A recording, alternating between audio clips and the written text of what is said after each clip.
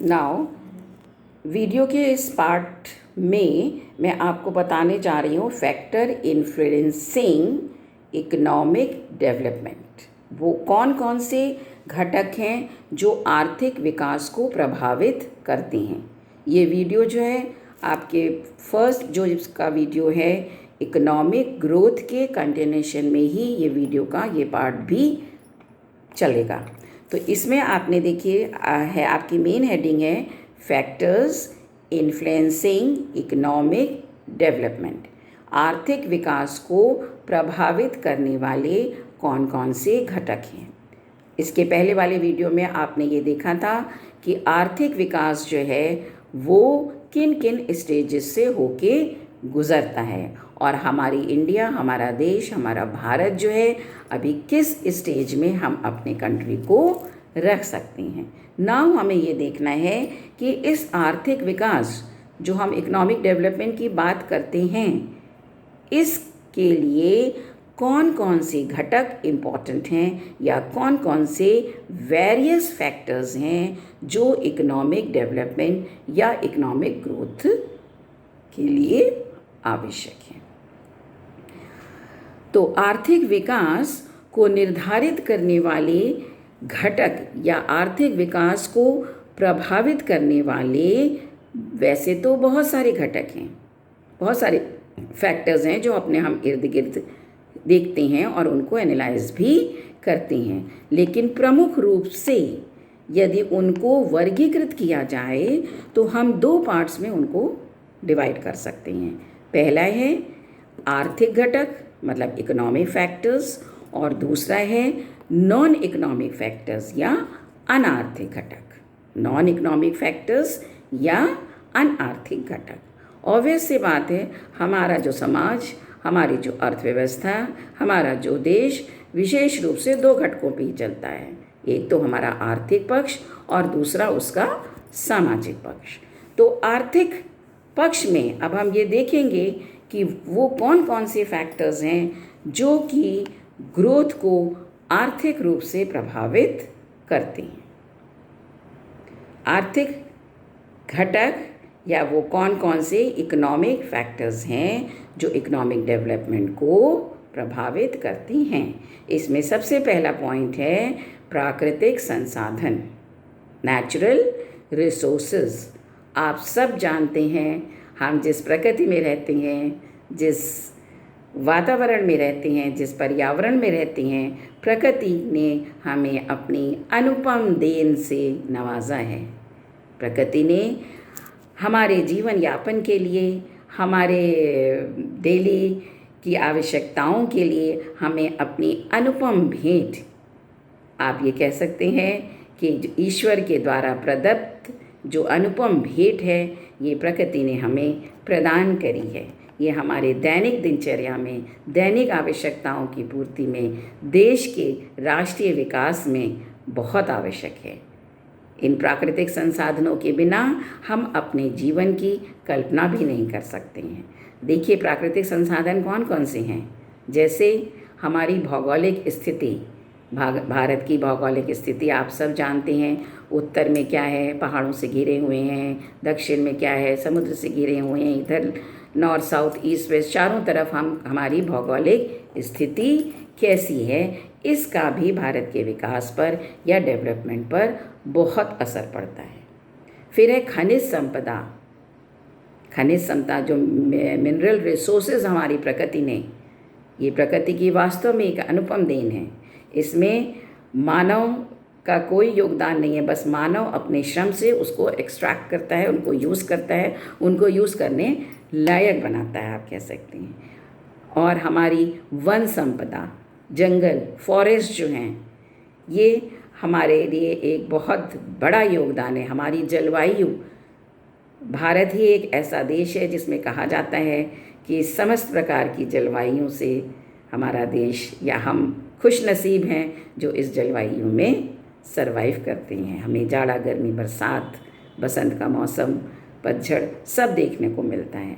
फिर धरातल की जो बनावट है उसमें प्राप्त होने वाली मिट्टी है, इन सब पे हमारी निर्भरता कैसे कैसे है आप स्वाभाविक रूप से सब जानते हैं। जल जो है, जल ही जीवन है, आप इस चीज़ को बहुत अच्छे से समझते हैं। तो ये सब हमारे प्रकृति के जो साधन हैं, प्राकृतिक साधनों ने आर्थिक विकास में बहुत बड़ा अपना योगदान दिया है। और उन्नति और विकास किसी भी देश का हो बिना प्राकृतिक साधनों के संभव नहीं हो सकता, इसकी हम कल्पना भी नहीं कर सकते हैं। इसी के विपरीत यदि किसी देश में इन साधनों का उचित रूप से उपयोग नहीं किया जाता है तो उस देश में प्राकृतिक संसाधनों का अभाव होता है, या तो अभाव है, और यदि वो साधन हैं और उनको आप पूर्ण रूप से उपयोग नहीं कर पाते हैं, ऐसी अवस्था में वो देश इकोनॉमिकली डेवलप्ड नहीं हो पाएगा या उसको आर्थिक विकास में बहुत अधिक समस्याओं का सामना करना पड़ेगा। तो जो हमारे प्राकृतिक संसाधन हैं ये हमारे विकास की रीढ़ की हड्डी हैं, आप ऐसा कह सकते हैं, हमारी बैकबोन है, हमारा आधार है। नेक्स्ट, श्रम शक्ति और जनसंख्या। बहुत सीधा सा बात है कि किसी भी देश के विकास के लिए जनसंख्या का होना ऑब्वियस सी बात है। वो जनसंख्या कैसी है इस बात पे भी निर्भर करता है। जनसंख्या इतनी होनी चाहिए कि जो हमारे उत्पत्ति के साधन हैं, जो हम उत्पादन कर रहे हैं, जो हमारा प्रोडक्शन हो रहा है, जो हमारी इनकम हो रही है, वो उस जनसंख्या के लिए पर्याप्त हो, या जो हमारी श्रम शक्ति है, जो हमारा लेबर फोर्स है, जो हम अपने उत्पादन में अपना लेबर फोर्स लगा सकते हैं, वो हमारी श्रम शक्ति जो है वो निर्बल नहीं होनी चाहिए, आलसी नहीं होनी चाहिए, वो ट्रेंड होनी चाहिए, स्किल्ड वर्कर्स हमारे पास होने चाहिए। तभी हमारा देश जो है वो उन्नति कर पाएगा या विकास कर पाएगा। अगर जनसंख्या, आप जैसे जानते हैं, इस प्रश्न को बार बार दोहराने की आवश्यकता नहीं है कि भारत जो है उस कगार पे पहुंच चुका है कि जनसंख्या के दृष्टिकोण से जनसंख्या विस्फोट की स्थिति भारत में है।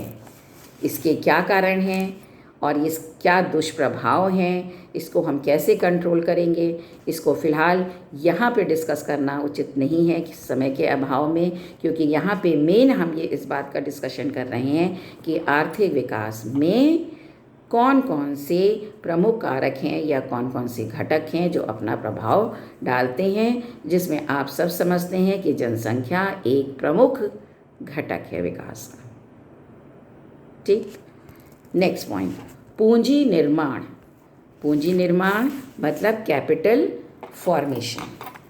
अब किसी भी देश की विकास के लिए या उसमें उसकी आय में वृद्धि के लिए ऑब्वियस सी बात है, आय में जो वृद्धि होगी या तो वो कंजम्पशन में खर्च हो जाएगी। जब लोगों की इनकम बढ़ती है तो लोग अपनी आय का जो वो भाग जो वो कंजम्पशन पे खर्च करते थे उसकी मात्रा बढ़ा सकते हैं। यदि और इनकम बढ़ती है तो वो अपने इनकम का कंजम्पशन का पार्ट न बढ़ा के सेविंग का पार्ट भी बढ़ा सकते हैं। तो जैसे जैसे लोगों की इनकम बढ़ेगी, लोगों की सेविंग्स भी बढ़ने की संभावना बढ़ जाती है। तो सेविंग के बढ़ने से क्या होता है, जब टोटल सेविंग बढ़ेगी तो ऑब्वियस सी बात है कैपिटल फॉर्मेशन होता है, क्रेडिट क्रिएशन होता है, और इसी के द्वारा, कैपिटल क्रिएशन के द्वारा, पूंजी निर्माण के द्वारा देश में इन्वेस्टमेंट होता है, नए नए उद्योग धंधे इस्टेब्लिश्ड होते हैं, लोग उत्पत्ति के नए नए साधनों के द्वारा नए नए उद्योग धंधे इस्टेब्लिश करते हैं, जिससे कि हमारा उत्पादन बढ़ता है, हमारी आय बढ़ती है, और ये चक्र जो है हमारी इकोनॉमी में हमेशा बना रहता है। तो पूंजी निर्माण जो है आर्थिक विकास की एक प्रमुख कड़ी है या एक प्रमुख सीढ़ी है। नेक्स्ट पॉइंट, तकनीक या नए नए इन्वेंशंस। विकास के लिए हम नई नई टेक्निक्स, नए नए वैज्ञानिक उपकरणों से, नए नए विचारों से, नई नई रिसर्च के द्वारा अपनी टेक्नोलॉजी, अपने उद्योग धंधों में जब इन सब को हम लगाएंगे तो ऑब्वियस सी बात है हमारी प्रोडक्टिविटी, हमारे वर्कर्स की प्रोडक्टिविटी, हमारी टेक्निक्स में सुधार होगा तो हमारी प्रोडक्टिविटी भी बढ़ेगी। प्रोडक्टिविटी बढ़ेगी तो हमारी नेशनल इनकम भी बढ़ेगी और हमारे देश का विकास होगा। फिर नेक्स्ट है पूंजी उत्पादन अनुपात। जो कैपिटल प्रोडक्शन रेशियो कितना है, इस बात पर भी हमारे देश का आर्थिक विकास निर्भर करता है। पूंजी का और उत्पादन का अनुपात कितना है, कितना हम प्रोडक्शन करते हैं और कितना हम कैपिटल फॉर्मेशन करते हैं, मतलब उत्पादन की एक इकाई के लिए पूंजी की कितनी इकाइयों की आवश्यकता है, ये हमारी एफिशिएंसी, हमारी प्रोडक्टिविटी पर निर्भर करता है। तो हम अपनी प्रोडक्टिविटी को कैसे बढ़ा सकते हैं, अपने वर्कर्स के स्किल को कैसे बढ़ा सकते हैं, कैसे उनको हम ट्रेनिंग देंगे, कैसे उनके हम स्किल्स को बढ़ा सकते हैं, कैसे हम उनको विभिन्न प्रकार से मोटिवेट कर सकते हैं कि वो अपने प्रोडक्टिविटी को बढ़ाएं और मन लगा के अपने काम को करें। फिर है संगठन। संगठन मीन्स ऑर्गेनाइजेशन।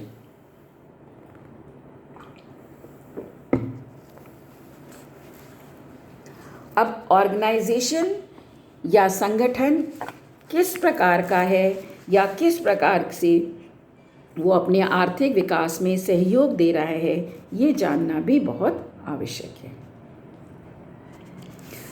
किसी देश में साहसी, अच्छा नेतृत्व करने वाले, दूरदर्शी, परंपरागत बाधाओं को तोड़ने वाले, महत्वाकांक्षी आदि गुण रखने वाले व्यक्ति हैं या नहीं हैं। मतलब किस प्रकार के व्यक्ति जो हैं आर्थिक विकास में लगे हुए हैं, उनके अंदर देश के प्रति क्या भावना है, इस बात पर भी डिपेंड करता है कि हमारे देश में विकास कैसा होगा। फिर वित्तीय स्थिरता, इकोनॉमिक स्टेबिलिटी। हमारे देश के नागरिक जो इन्वेस्टमेंट कर रहे हैं, जो उद्योग धंधों में इन्वेस्टमेंट लगा हुआ है, उनको रेट ऑफ इंटरेस्ट कितना मिल रहा है, इस बात पर भी देश का आर्थिक विकास निर्भर करेगा। तो ये सब थे हमारे इकोनॉमिक रीजंस जो कि हमारे आर्थिक विकास में अपना सहयोग दे रहे हैं।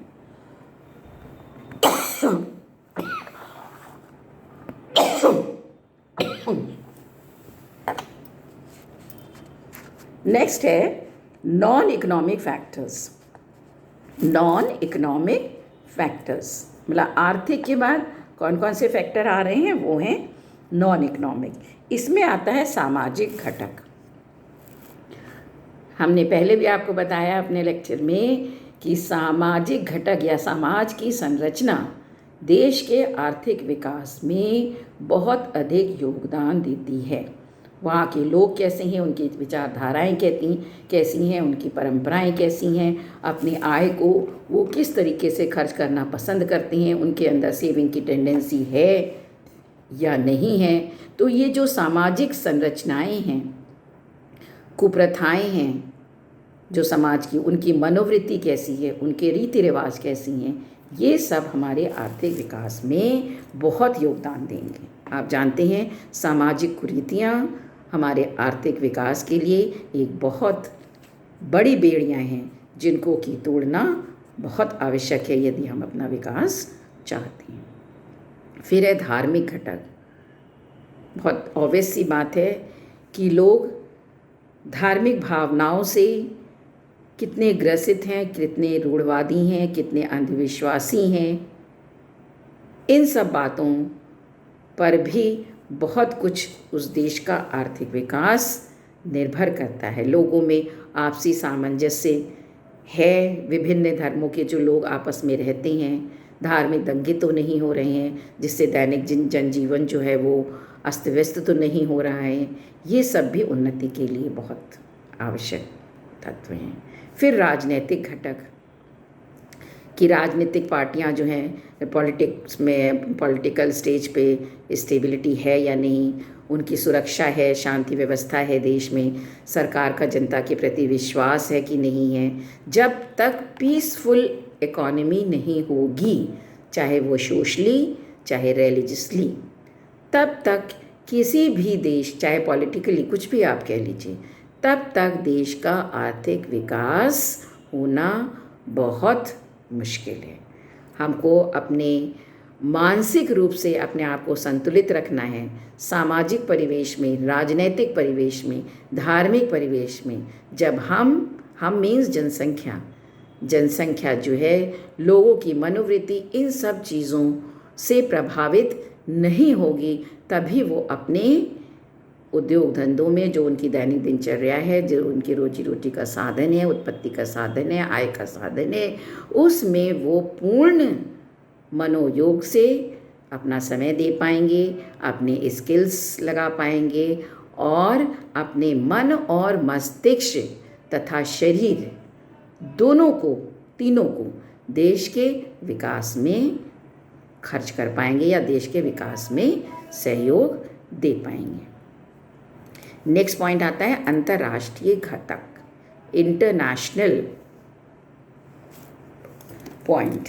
इसके अंतर्गत जो अंतर्राष्ट्रीय परिस्थितियां होती हैं, आप देखते हैं समय समय पर एक देश का दूसरे देश के साथ जो व्यापारिक समझौते होते हैं, आयात निर्यात के संबंध में जो सरकारी पॉलिसियां बनाई जाती हैं, जो पड़ोसी देशों के साथ हमारे संबंध होते हैं, ये सब हमारे आर्थिक विकास में बहुत बड़ा योगदान देते हैं।